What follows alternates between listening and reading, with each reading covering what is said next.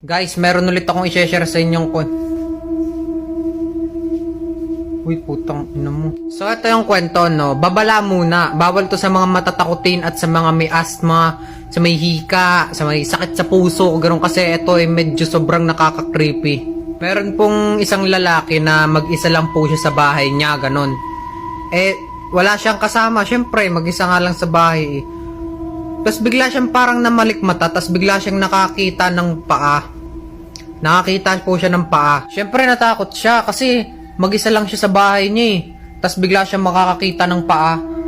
Tapos ang ginawa niya, kinusot niya yung mata niya para, hindi siya, para luminaw yung paningin niya. Tapos yung paa naging tae. Syempre nawala yung takot niya kasi hindi pala paa yung nakita niya eh.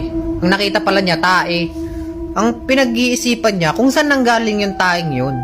Tapos bigla niyang nalaman yung taeng yun ay nanggaling